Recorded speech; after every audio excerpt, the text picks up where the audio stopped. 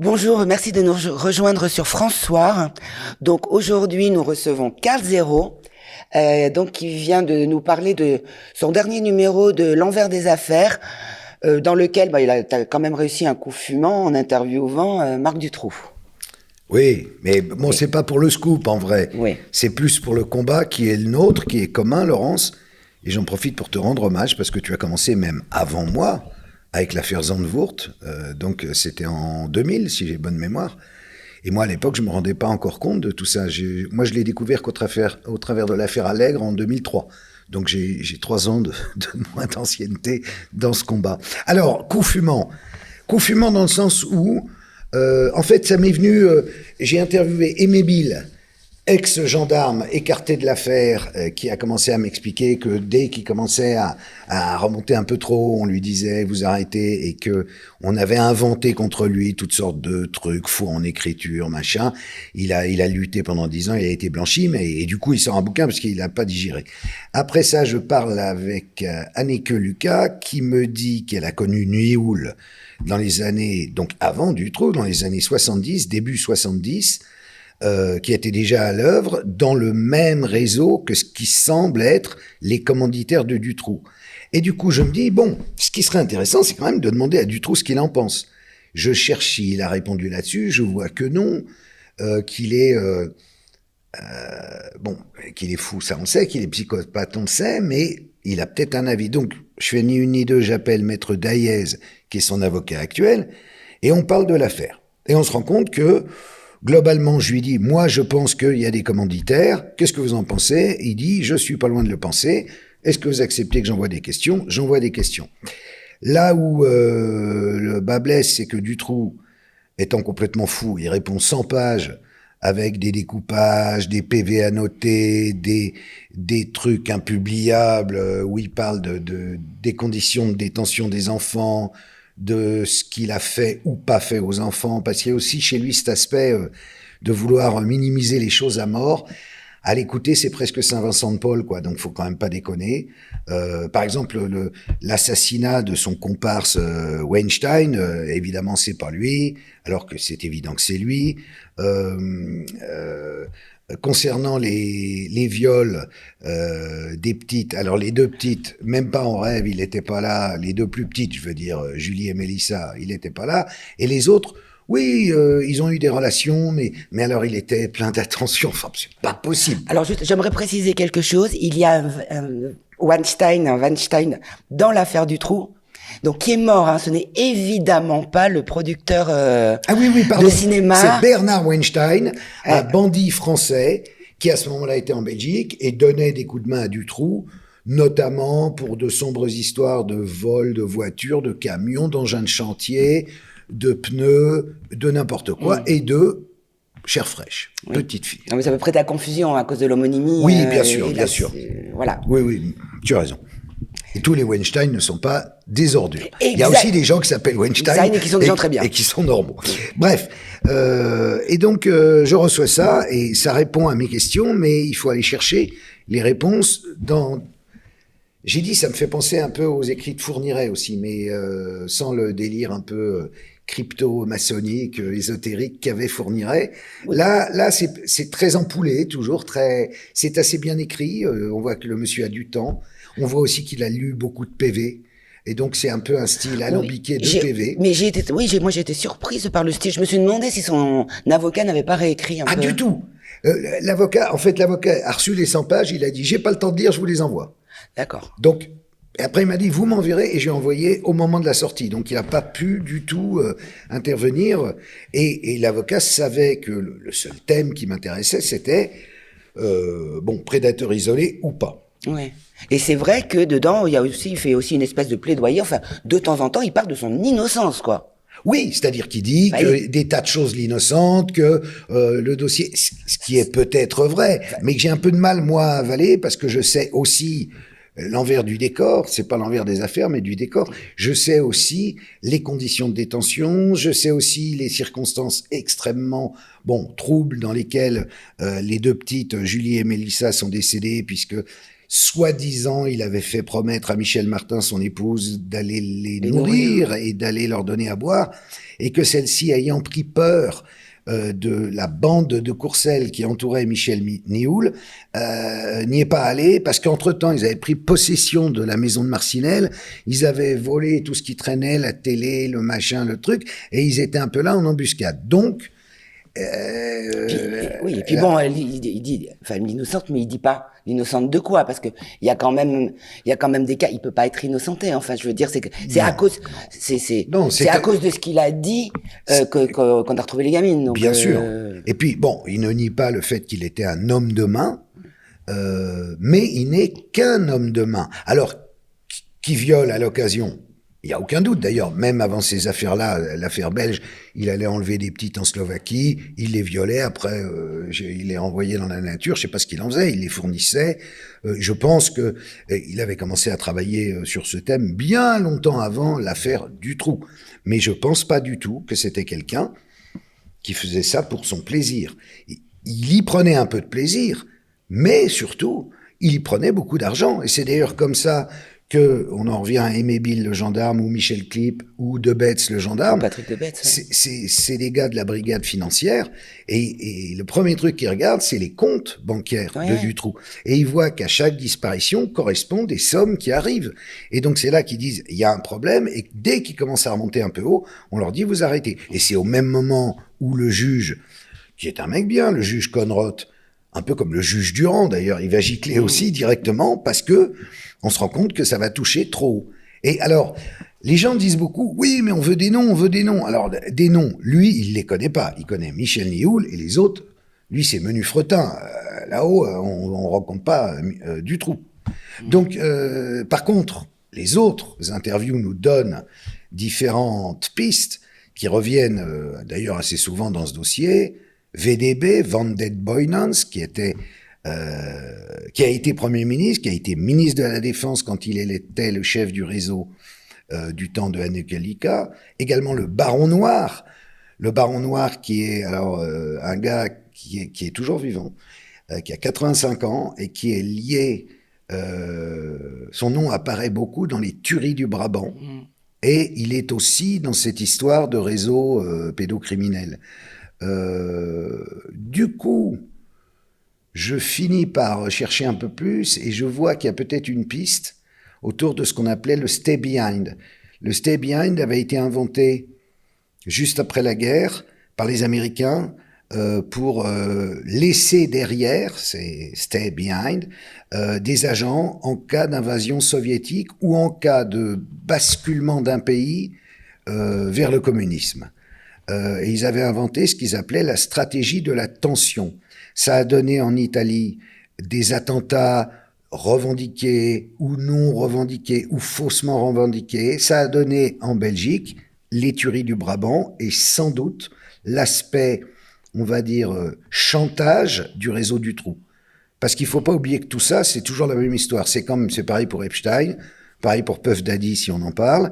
C'est toujours la même. Il y a des gens qui sont pédophiles. Eux, ce sont parfois des prédateurs isolés, ça peut exister. Ce sont des déviants, ce sont d'autres qui se réunissent en réseau, comme par exemple beaucoup aujourd'hui en cyber, s'échanger des fichiers, etc. Mais il y a aussi cet aspect à ne pas négliger d'instruments de pouvoir. C'est-à-dire filmer quelqu'un dans des activités peu reluisantes avec des mineurs peut servir et sert. Et ça a été mis en place, je te dis pas, me semble-t-il, par ce stay behind. Ça a été ensuite mis en place par des États au moment de l'affaire Epstein, puisque c'était quand même les États-Unis et Israël qui demandaient à Epstein de tout filmer. Donc on est face à quelque chose qui dépasse encore le cadre de la pédocriminalité au sens propre. C'est-à-dire c'est la pédocriminalité qui sert à quelque chose, qui sert le pouvoir. Et après, bon, voilà, parce que on a tendance, nous, les complotistes, à dire, oui, vous voyez une élite pédosataniste partout. Non, il existe des pédosatanistes, il existe des dépravés, il existe des pédophiles, et puis il y a aussi des intérêts d'État, de puissance, qui peuvent être politiques, financières, et qui utilisent ça, qui utilisent les déviances des gens. Anne Kalika dit un truc assez juste, elle dit que les vrais chefs ne sont pas pédophiles. Oui. Et donc, ça, c'est très troublant. C'est-à-dire, ils peuvent utiliser les déviances des autres pour... Après, on peut parler aussi de ce qui est sorti dans l'IB, mais peut-être restons un peu sur Dutroux. Oui, voilà. Parce que, bon, et de toute façon, en tout état de cause, plutôt que de dire, oh là là, ça n'existe pas, bande de complotistes et je sais pas quoi, on aurait peut-être pu se vendre d'une petite enquête. Je veux dire, les autorités auraient peut-être pu... Ouais, quand il y a des choses qui sont aussi graves, parce qu'il y avait déjà beaucoup de choses. Enfin, on parlait d'Aimé Bill, qu'on a invité d'ailleurs aussi, hein, qu'on a interviewé. Et Patrick Debetz, donc que j'ai rencontré il y a plus de 20 ans. À l'époque, j'avais rencontré les comités blancs, les parents les parents des petites, enfin les Rousseau, tout ça. Bon, il y avait déjà Régina Louf, il y avait déjà le Témoin X1 qui avait parlé, et puis peu de temps après, il y a eu ce livre qui était sorti. Régina Louf, qui au passage cite les mêmes personnes que celles que je viens de te citer. Exactement. Comme étant à la tête du réseau. Et qui, ah oui, ça fait lien avec le Stay Behind, pardon, était membre du Stay Behind. Donc, tout est lié. Et d'ailleurs, quand on fait le lien aussi avec le film, justement, on en parlait tout à l'heure, Les Survivantes, avant. Bon, cette femme qui fait partie de l'aristocratie, et qui explique, qui dit, mais, évidemment, après, on a du mal à porter plainte quand vous voyez tous les jours, ou quasiment tous les jours, à la télévision, des membres... vos agresseurs. Les criminels en question, vous vous dites que même s'il est plein de bonne volonté, le commissaire du coin, il va lui arriver des misères. Et c'est ce qui s'est pas, il va arrêter ou il va lui arriver des misères. Et c'est d'ailleurs exactement ce qui est arrivé à Aimé Bill, à Debetz, qui réaffirme tout ça aujourd'hui, donc avec ce livre qui est sorti, qui réclame une enquête, ce qui serait une commission parlementaire, mais lui il aimerait carrément même une commission citoyenne, avec une commission réellement indépendante. Oui, parce qu'il y en a eu une au moment tout de suite après l'arrestation de Dutroux, mais elle était bidon, puisque de commission parlementaire, parce qu'ils se sont arrêtés au volet protectionnel. Ils ont dit, est-ce qu'il y a des protections? On le verra une prochaine fois. Ouais. C'est la même chose avec le dossier bis. Il faut rappeler aux gens que quand il y a le procès Dutroux, on juge Dutroux, Michel Martin et un de leurs comparses, Lelièvre, et Nioul. Nioul va s'en sortir avec les palmes académiques. Il va faire 6 mois de prison finalement, et ensuite il retournera faire des partous et boire du cognac dans Bruxelles la nuit. Par contre, tout ce qui est les cheveux trouvés dans la cage de Marcinelle et dans la fourgonnette de Dutroux, et ainsi que les traces ADN, ne seront pas analysées. Et donc ça, c'est ce que le procureur du roi Bourlet demande depuis que ça a été... On a fait un non-lieu en 2010, mais il dit c'est pas normal. Il y a forcément là-dedans des ADN qui matchent avec des ADN connus. Oui. Et donc, il serait bon que la justice termine son travail. Mais tout a été fait, évidemment, dans cette histoire, pour étouffer le scandale le plus vite possible. Puis au-delà de l'interview de Dutroux, qui en gros commence à en avoir marre de payer les pots cassés tout seul, d'être le bouc émissaire. D'ailleurs, il s'appelle lui-même bouc émissaire. Oui. En fait, ça démontre très bien que tous ceux qui ont essayé de gratter un petit peu, de faire leur travail, ou qui ont été à l'encontre de la doxa du moment, qui était, moi je me rappelle très très bien, les réseaux n'existent pas, de tous ceux qui disent ce genre de choses, c'était déjà à l'époque, des complotistes, des conspirationnistes, ils appelaient les comités blancs les anarchistes, il y avait les croyants, les non-croyants. Je t'assure, moi, la crise du Covid, mais alors ça m'a fait remonter des souvenirs. Je me suis dit, putain, c'est toujours les mêmes outils qui servent. Complotistes, conspirationnistes, on devait croire en la science, après on doit plus croire en la science, ça dépend, à l'époque c'était, on devait croire dans les réseaux, on devait pas croire dans les réseaux, alors qu'en plus, au sommet des États, pour le coup, des réseaux pédocriminels, on savait parfaitement que ça existait parce que il y en avait qui avaient été jugés. On savait que des tortures d'enfants existaient, il y en avait qui avaient été jugés. On savait que les snuff movies existaient, donc là où on tue des enfants, des films, il y en avait qui avaient été jugés. Mais tu notes que, suite à l'arrêt brutal de l'enquête Dutroux, tout le reste qui a suivi n'a pas été jugé. Non, mais malgré tout... Ça vaut pour Zandvoort, que tu connais par cœur. Ouais. Ça vaut évidemment pour l'affaire du film du doc de Élise Lucet, Que tu connais par cœur. Pierre et Marie. Oui, viol d'enfant, la fin du Ouais. silence, jamais jugé. Ça vaut pour le retournement de l'affaire Doutreau, qui était un réseau qui devient finalement, ah ben non, c'est des pauvres gars, on les acquitte tous. Ça vaut pour Allègre. Dès on se met à parler d'enfants, boum, finalement, ça devient juste un serial killer, le prédateur isolé. À chaque fois, depuis cette affaire du trou, en fait, qu'est-ce qui a fait peur? C'est la marche blanche. Oui. C'est des gens dans la rue qui réclament justice et qui veulent pas qu'on touche aux enfants. Et puis c'était des gens, puis c'était 350 000 personnes dans un pays de 6 millions d'habitants à l'époque. Hein. Gigantesque. C'était considérable. Enfin, la Belgique avait vraiment tremblé. Et les pompiers ont arrosé les palais de justice. Enfin, il y a des images quand même. Tout le monde était révolté. Bah oui.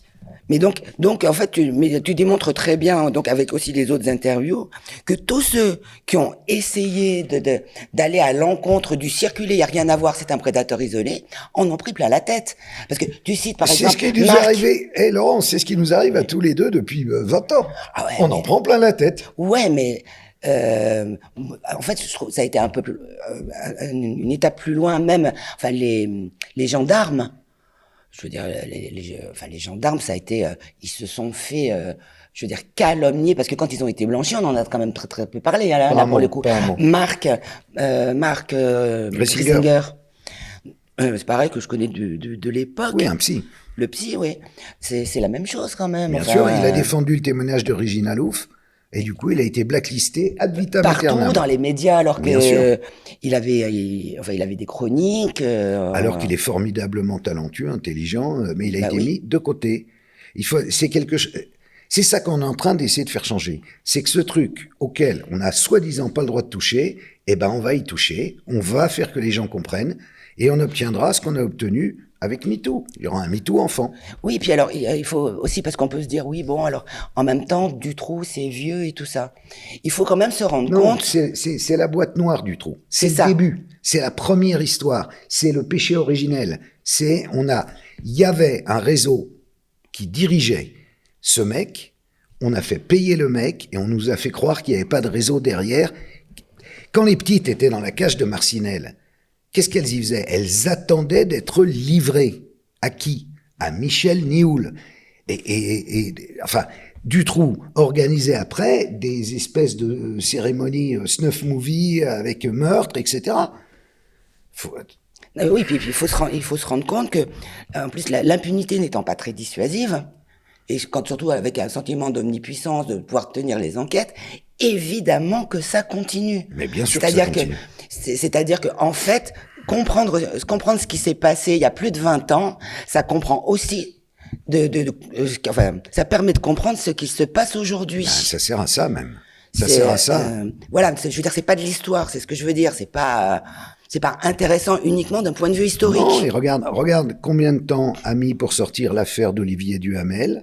Oui. Au travers du bouquin de Camille Kouchner. Regarde encore plus long, combien de temps a mis pour sortir l'affaire qui est maintenant dans Libération sur ce réseau pédocriminel de la rue du Bac, où les noms sont quand même accouchés dehors. Un académicien, Humbert Revel, Claude Humbert qui dirigeait Le Point qu'il avait créé, qui était un mogul pendant 40 ans. Je veux dire, moi je me souviens du temps du vrai journal, Claude Humbert, c'était juste respect, quoi. T'avais même pas à discuter. On parle d'un avocat, Gibault, qui était l'avocat pas de Matzneff, attends. Non, c'était le copain d'Etoubisserie, ça c'est annexe, et ça va me revenir. Très proche de Vergès. Bref, si tu veux, là c'est la haute société. C'est quand même, on peut pas nous dire, vous délirez avec les élites. C'est l'élite. Ils sont tous au club du siècle, comme Duhamel. C'est l'élite. Et on nous dit, ah non, l'élite, bien sûr que c'est pas réservé à l'élite, mais l'élite est là. Oui, et puis il y a peut-être des moyens supérieurs pour faire... bouger. Non, mais ou pour étouffer, au contraire, pour tout... ça, bien entendu. Pour tout étouffer. Parce que... Qui dit chantage, dit tenir des gens. Plus tu tiens de gens, en l'occurrence de policiers, de magistrats, etc., moins ton truc va sortir. Donc, Tu sens le vent du boulet, mais hop, tout se calme finalement, tout s'arrange. C'est toujours pareil. Oui, parce que c'est aussi ce que les gens doivent savoir. Si on prend des témoignages comme ce que racontent les témoins X, c'est-à-dire avec des atrocités, des crimes rituels, des meurtres d'enfants. Enfin, on parle de gens qui sont très très dangereux. Et c'est vrai que c'est une bonne question de se demander où passent en fait tous les enfants qui disparaissent chaque année, parce qu'il y en a quand même vraiment beaucoup. Donc les milliers d'enfants qui disparaissent chaque année. En fait, il faut aussi en plus se rendre compte que ces témoignages-là, c'est pas les seuls. C'est-à-dire que des témoignages comme ça, moi par exemple, j'en ai entendu, mais de palanquées de victimes en France, dans 4 coins de France, à l'étranger, qui se connaissaient pas, qui pouvaient pas s'être rencontrés. Et qui racontent et qui toujours racontent la toujours même la chose. même chose. Quand on regarde, ou alors si on prend l'affaire Krypten qui a été alors étouffée de chez étouffée, c'est pareil, qui est une affaire qui est une espèce de spin-off de l'affaire du Coral quand même, hein, la secte Krypten, parce que Willy Marceau, il était déjà cité dans l'affaire du Coral. Et donc, on le retrouve, donc, il essaye, là, pour le coup, de protéger Samir Aouchiche, dont il est tombé amoureux. D'ailleurs, moi, je pense que c'est juste...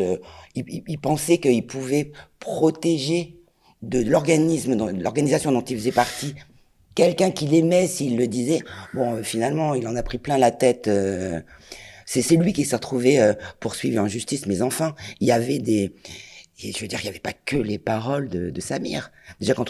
Déjà, il y avait je me rappelle même plus combien de centimètres. Enfin, il avait les 2 tiers du corps brûlé quand même, Samir. Je veux dire, quand il disait qu'on le brûlait, puis il y avait beaucoup d'éléments dans ce dossier. Ça a été étouffé au point que le livre de Bruno Fouchereau qui raconte cette affaire a été retiré du marché dans les 6 mois.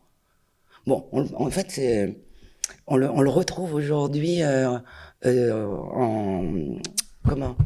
livre en Kindle sur Amazon, puisque L'enfant sacrifié.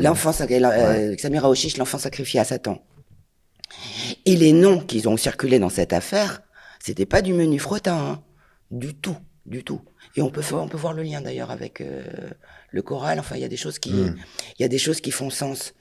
Mais donc voilà, en fait, Amazon a eu pendant un moment l'idée de mettre en Kindle des livres qui étaient épuisés, qu'on trouvait plus. Et ce livre-là fait partie du wagon. Il y a eu, donc évidemment, il y a immédiatement eu des procédures pour les empêcher de poursuivre cette très très mauvaise idée. Je veux dire, si on commence à ressortir. Mais donc il y a des les PDF qui bouquins, traînent sur le net, on peut les retrouver. Ah mais on le retrouve, on peut acheter ce livre pour, je sais pas, peut-être 10 balles, du coup, sur Kindle chez Amazon, parce que ils ont eu l'interdiction de continuer. Donc le tribunal, puisqu'il y a eu évidemment, la justice a été saisie, mais le tribunal a par contre décidé que les livres qui étaient déjà sur Kindle, les gens les avaient déjà achetés, ceux-là, on les retirait pas donc ils sont toujours en ligne. Voilà. D'ailleurs, pour informer aussi, on trouve, il y a un PDF gratuit sur l'affaire Dutroux, sur l'excellent bouquin. Les 30 morts. Non, les témoins X, ce que la Belgique ne devait pas savoir. Ah, de Marie-Jeanne. De Marie-Jeanne, bien sûr. Très bon livre, très bon livre. Qui est extrêmement documenté. Ce livre-là aurait dû déclencher une enquête. Si les choses se passaient normalement, oui, mais c'était trop tard. Ce livre-là aurait dû Oui, déclencher. mais c'était déjà trop tard. Oh non, le livre. C'était avant le procès, mais tout avait été décidé d'avance. Oui, non, mais d'accord, mais je veux dire, il faut se rendre compte que si les institutions avaient fonctionné, alors, il y aurait dû y avoir enquête. Si les institutions avaient fonctionné, ça aurait dû se passer différemment avec l'affaire Zandvoort, parce que, je veux dire, les irrégularités juridiques, je veux dire, étaient absolument... Enfin, ils ont fait des choses qui n'existent pas en droit français. C'est d'ailleurs c'est l'inénarrable Yvon Talek, qui avait d'ailleurs aussi planté l'affaire de Samir Aouchiche. On a le même couple, Daniel Ringo, Yvon Talek. Enfin voilà, mais ça n'existe. Donc tout ça pour dire que ça ne date pas d'aujourd'hui et que ça a continué dans le temps, parce que des témoignages comme ça, il y en a encore. Et moi, tu vois, et je me rappelle, il y a peut-être une quinzaine d'années de ça, j'avais rencontré quelqu'un qui travaillait pour les renseignements. Enfin, il était militaire, il travaillait pour le renseignement français. Et il m'avait dit, et son travail, c'était en fait de voir les militaires qui avaient notamment des affaires de pédophilie, enfin de mœurs aux fesses. Mais c'était pas pour les arrêter, hein. C'était parce qu'ils étaient vulnérables. À aucun Pour moment. les protéger au cas où. À aucun moment, Donc on m'a dit que ça c'était nous pour mène les arrêter. directement en Afrique, j'imagine. Ça nous a Plein d'affaires oui, en Afrique. oui, Djibouti. Mais ça nous amène aussi directement en France. Pas seulement à l'étranger. C'était des militaires français. Il y avait des militaires français en France. Voilà. Et Il y a évidemment. eu une affaire comme ça près de Lyon, non? Dans une base. Là, moi, il y en a eu plusieurs. Hein. Là, je pense à une autre, mais voilà. Mais de toute façon, lui, c'est différent. Lui, enfin, lui, c'était son boulot. Il me parlait pas de ses affaires. On va faire un dictionnaire, Laurence. On va finir par faire un dictionnaire. Donc, un mot voilà. Peut-être sur Puff Daddy. Oui. Puff Daddy, c'est très intéressant. Ça a été très peu couvert en France. Jordanov connaît mon copain Alex Jordanov, qui est journaliste pour l'Anvers, il connaît très très bien ce monde-là parce qu'il a été, en fait, quand il était jeune, il vivait à Los Angeles et ses copains, c'était, je sais pas quoi, 50 Cent, Ice Cube, Ice-T, je sais pas quoi. Bon. Ouais. Et là, il a enquêté sur cette affaire-là et c'est exactement, mais transposé au monde du rap et du showbiz hollywoodien, l'affaire Epstein. 270 caméras dans les villas de Puff Daddy, ça nique à tous les étages des mineurs, des prostituées, tout ce qu'on veut. Et ensuite, ces vidéos servent. Et il extorque du pognon à tous les gens du business, discographique, show business, cinéma. C'est passionnant à lire. Et ça montre que ça continue. Ben oui, c'est ça. D'ailleurs, puisqu'on parle de villas, parce que Marc Dutroux, au départ, il faisait quoi dans la vie? Il volait des camions et des engins. Bon, mais il avait beaucoup de maisons. C'est ce que j'allais dire. Il avait quand même... 3 maisons. Et il avait plusieurs villas. Ouais. Bah oui, je te dis, il recevait des gros chèques. C'est ce qu'ont découvert les gendarmes Bass, Bill, etc. C'est que le gars... Il n'était pas du tout à la rue. Alors certes, il était habillé en bleu de chantier, etc. Mais en fait, il gagnait beaucoup de pognon. Bah oui. Ça rapporte. Attends. D'ailleurs, et on en revient au trafic humain. Oui. Deuxième poste après la drogue. Le trafic rapporte. Il faut bien que les gens imaginent. Le trafic de drogue, c'est quand même beaucoup d'argent dans le monde. Le trafic humain, c'est le deuxième. Et puis, en plus, l'un n'exclut pas l'autre. Donc, puisqu'en fait, de la drogue, ils s'en servent. Et donc, parce qu'on parle, donc on peut partir de Marc Dutroux. Bon, toi, ça fait un moment que tu me dis, je suis d'accord avec toi sur le fait que, en fait, des hommes de main comme ça, il y en a plusieurs. C'est-à-dire quelqu'un qui est capable d'enlever et de tuer, même ou de torturer. C'est un savoir-faire qui ne se trouve mine de rien pas sous les pieds d'un cheval parce que tout le monde n'en est pas capable. Donc, c'est un savoir-faire qu'on va pas laisser. Et c'est quand même intéressant de noter qu'on peut retrouver un Marc Dutroux et un Fourniret, des fois, aux mêmes endroits qu'un Émile Louis aussi. Ben oui. Moi, d'ailleurs, j'ai une affaire qui me vient à l'esprit, sinon là, c'est autre chose, c'est sur Dutroux, c'est une affaire pareille, abus rituel et, voilà. Le gamin qui avait 5 ans, que je connais donc depuis longtemps, parce que c'était, qui à un moment, voit Dutroux à la télévision, où j'étais, il avait été arrêté, et il fait, c'est l'ami de papa. Oui, mais c'est que sa sœur m'a encore confirmé ça il y a pas longtemps. C'est pas l'affaire Micoulet? Non, c'est pas Micoulet. Mais c'est vrai qu'elle en parlait aussi dans Micoulet. Dans Micoulet, elle en parlait aussi. Ouais. Non, c'est une affaire qui n'a pas été rendue publique. C'est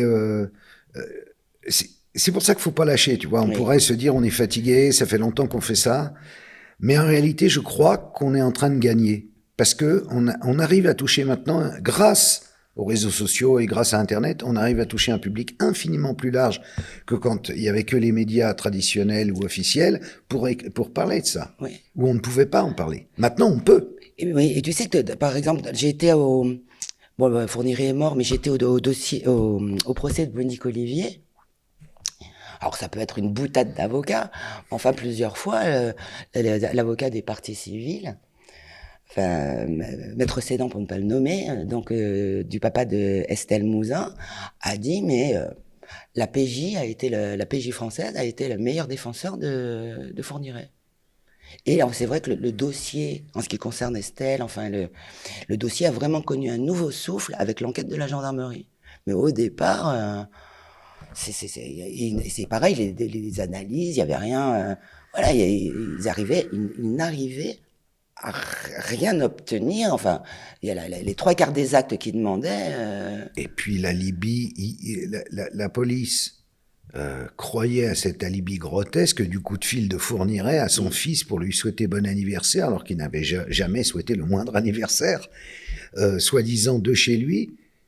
Il disait, ah bah non, il a un alibi. Alors, et ensuite, quand Monique Olivier a dit, bah c'est moi qui ai passé le coup de fil, là, ils se sont dit, ah merde, alors il y a Fourniret dans l'histoire. Et ils ont attendu quand même près de 20 ans. C'est ça. Donc le niveau d'enquête, on peut pas dire que parfois ils sont bons, mais enfin là, ils ont été très très mauvais quand même. Ben, non, mais en fait, quand ils veulent, enfin, moi, je veux dire, ils sont bons. Honnêtement, Mais c'est vrai que le mystère des pourvoyeurs, après on va dire encore c'est du complotisme. Mais pour quelle raison Michel Fourniret dépose la petite Magnana dans le jardin du procureur du roi Bourlet, qui est en charge de l'enquête Dutroux? Une de ses victimes dans le jardin du procureur du roi de l'affaire Dutroux. On rêve. C'est quand même extrêmement étrange. Pareil, j'avais essayé d'expliquer que le Landais, ça me posait problème. Et on m'a dit, mais non, mais pas du tout. D'ailleurs, on a retrouvé des vidéos où il a filmé ses petites cousines sur son téléphone portable. Ça prouve bien que c'est un pédophile. Mais en attendant, peut-être c'est un pédophile. Mais moi, j'y crois pas. Je pense que ce soit un vicieux, certainement. En revanche, je pense que, vu les gens qui faisaient travailler dans la vie Nordal-Lelandais, il est tout à fait possible qu'il ait eu une commande. Mais en même temps, la difficulté, et c'est là où parfois on est obligé de s'arrêter nous-mêmes dans nos enquêtes, même si on est des têtes brûlées, c'est qu'on tombe sur le milieu. Et quand on tombe sur le milieu, on se met à moins rire parce qu'on sait les méthodes du milieu. Et le milieu, bah, c'est comme Dutroux, le milieu il fournit, on demande quelque chose, il fournit. Et donc je pense qu'ils avaient demandé, pour ce qui est de la petite Maëlys, ils avaient demandé à Lelandais d'amener cette petite fille, Dieu sait où, et qu'elle est décédée parce qu'il lui a mis une claque, et voilà, et qu'ensuite il a bazardé le corps. Je crois pas du tout qu'il était pédophile. D'ailleurs, quand ils avaient créé une cellule pour enquêter sur les meurtres imputables à Lelandais, alors au début ils en avaient 55 garçons homosexuels. Et finalement ils se sont mis d'accord sur 14 garçons homosexuels, et finalement 0. Ils ont arrêté la cellule. Mais à aucun moment, dans cette cellule, qui s'appelait... Comment s'appelait cette cellule? Ariane, je crois, un truc comme ça. Il n'était question de petites filles, ou même de petits garçons. Ça pose question. Mais quand on pose des questions, on passe pour un hurluberlu. Voilà. Alors après, finalement, qu'est-ce qu'il faut... Pourtant, c'est ça le journalisme, non? C'est d'être curieux. Je suis d'accord. De dire, attends, il y a un truc qui va pas dans cette histoire-là. Il y a un truc qui sonne faux. Bon, après, là, bon, il y a quand même, il y a un agglomérat, enfin, il se passe des choses. Il y a en même temps le livre de Aimé Bill, donc, qui vient de sortir, ou quand même, quand on lit, juste d'ailleurs pour la petite histoire, ce livre, moins d'un mois après sa sortie, ah oui. Tu le trouvais plus. Oui. Tu pouvais pas le trouver. Il y avait pas les photos, il avait disparu du site du distributeur. Il a toujours disparu du site du distributeur. Il a été réimprimé. Il est toujours annoncé comme indisponible sur Amazon. Je dis ça, je dis rien, hein. Après, visiblement, les grosses multinationales n'aiment pas, voilà. Faut peut-être que tu mettes en dessous l'adresse de l'éditeur. C'est ce que j'ai fait, hein, okay. Je l'ai fait bien sûr, mais bon, Ben remets-la là, parce que on en parle et c'est vrai que c'est un très bon livre. Bah oui, ce qui est très intéressant et qui effectivement, on lit ça, on se dit mais il faut déclencher une enquête. Il serait temps. Ou alors ouvrir le dossier bis. C'est ce que demande le procureur. Bah voilà. Oh, bah oui. On lit on regarde les survivantes, on se dit mais il faut déclencher une enquête. Et moi je finis. Bon, donc là, tu sors ton interview de Dutroux et avec des protagonistes de l'affaire Dutroux. Bon, Puff Daddy, c'est plus loin. Même, c'est juste que c'est intéressant parce que c'est c'est exemplaire, c'est-à-dire on peut transposer avec ce qui se passe chez nous finalement. Oui, On peut se dire tiens, qu'est-ce qui se passait là, qu'est-ce qui se passait là. Ouais, voilà, il y a quand même des idées qui peuvent nous puis germer dans la tête. c'est intéressant de voir ce monde bling bling qui fait tant rêver la jeune génération, Oui. de voir qu'il est touché mais de plein fouet par cette affaire. Mais donc là, il se passe un miracle chez Libération. Et alors, donc d'un autre côté, je te pose la question, mais qu'est-ce qu'il faut pour qu'il y ait des enquêtes qui se déclenchent? Une fois qu'on a compris qu'il faut sortir des circuits ordinaires, puisque de toute évidence, ça ne marche pas. En tout cas, c'est limité. Mais du coup, qu'est-ce qu'il faut faire? Eh ben, je sais pas. Il va peut-être y avoir un nouveau gouvernement bientôt. Il faut que ce gouvernement s'en occupe, qu'il soit Front Populaire, RN, peu importe. Peu me chaud. Ce qui est important, c'est qu'il regarde ce qui s'est passé avec la Civise. Il faut quand même pas qu'on en reste là. C'est tellement grotesque. Qui est directeur de la Civise aujourd'hui? J'ai toujours pas compris. Il y a eu Kestel pendant 2 jours, il a disparu, et ainsi de suite. C'est les chaises musicales. Macron avait promis. Tu me diras ce que promet Macron. Mais franchement, si déjà on sentait qu'il y avait une vraie volonté au sommet de l'État, ça suivrait au niveau des flics et des magistrats. Bon, après, il est clair qu'au sein des flics et des magistrats, tout n'est pas aussi clair que ça, et que c'est quand même le mur du refus, en général, quand tu arrives avec une histoire qui dépasse le simple cadre et encore de l'inceste. Et c'est pour ça, qu'est-ce qu'on peut faire du coup? Parce que ça, en fait, continuer à en parler. Je te pose la question parce qu'on me la pose souvent. Non, mais ne rien lâcher, et on va y arriver. Attends, on a la vie devant nous, on continue. Oui, les gens me posent, des fois ils me disent, mais de toute façon, vous nous dites... Ah non, mais il y a pas... D'accord, mais on sait pas quoi faire. Non, mais il n'y a pas de toute façon qui tienne, on continue. Les gens nous rejoignent, ils nous soutiennent, et on avance, et on va gagner. Et Rome ne s'est pas fait en un jour. Oui, mais les gens, ils peuvent faire quoi, d'après toi? Déjà, ceux qui ont des enfants, regardez. Regardez qui entoure les enfants, qui y a à l'école, qui y a au sport, qui y a à la musique, qui y a au KT, qui y a au... Tu vois, premier truc. Déjà, charité bien ordonnée commence par soi-même. Ensuite, évidemment, dès qu'ils peuvent, porter plainte, et s'ils n'y arrivent pas, trouver des bons avocats. Moi, j'ai créé une assoce pour ça. On a 39 avocats, justice pour l'enfance, on aide. Donc, voilà. On utilise les méthodes légales, mais on lâche pas. Oui. Et puis c'est vrai peut-être aussi au niveau politique, il y a effectivement peut-être quelque chose à faire, parce que moi, c'est pareil, j'étais très frappée. D'ailleurs, SOS Éducation se bat aussi contre ça. C'est que, en fait, des fois, je me dis, les pédos des années 70-80 en rêvaient. Le gouvernement, depuis quelques années, le fait. Les pédos disaient, bon, oui, mais les enfants ont une sexualité, ils pensaient une sexualité comme la leur. C'était facile, on disait, mais bien sûr que ce n'est pas vrai. Mais c'est que maintenant, on est en train de les sexualiser. Bien sûr. À l'école. Bien sûr. À l'école, on est en train de leur enseigner la sexualité de l'adulte. C'est-à-dire, voilà, on est en train d'essayer de donner corps à cet argument fallacieux de tout, du lobby pédocriminel, parce que c'est un lobby, hein. Bien sûr. Voilà. Donc, et là, ça se joue quand même. J'ai diffusé un extrait d'une émission hollandaise où c'était un cours d'éducation sexuelle.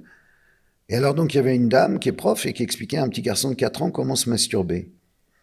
Je diffuse ça, c'est une des seules fois, je crois la seule, où YouTube m'a puni pendant 1 semaine et a retiré le truc. Pas le droit de le diffuser. J'avais pas les droits, évidemment que j'avais pas les droits, mais ça a valeur d'exemple. Regardez ce cours d'éducation sexuelle, c'est accoucher. Ah oui, après, il y a une petite de 7 ans, le clito. Alors, c'était thème sur le clitoris. La petite, c'est même pas ce que c'était malaisant, vraiment. Et quand tu veux montrer ce qui se passe ailleurs pour dire attention, ça arrive ici, tu te fais gicler. C'est ça. Bon, est-ce que tu as quelque chose à ajouter? Pour ma défense, rien. Ok. Écoute, merci en tout cas. Et donc, merci Laurence. Il faut lire, lire L'envers des affaires. Enfin, donc il y a quand même un interview de Marc Dutroux, c'est quand même inattendu. Et puis il y a des tas d'autres témoignages qui sont tout à fait passionnants et tout à fait édifiants. Le scandale, bon après les autres articles sont intéressants aussi, hein. Le scandale donc sur Puff Daddy, c'est pareil parce que ça a une valeur qui est exemplaire. Et c'est tout à fait complémentaire avec le livre de Aimé Bill, donc Dutroux, l'enquête assassinée. Et le film de témoignage, les survivantes qu'on voit, qui sont actuellement dans les salles, voilà, ça permet quand même de comprendre ce qui se passe. Donc, et voilà, tout est intéressant. Donc, précipitez-vous pour acheter l'envers des affaires. Et merci de nous avoir rejoints sur France Soir. À bientôt. Merci de votre soutien. Le site, en fait, ne vit que grâce à vous.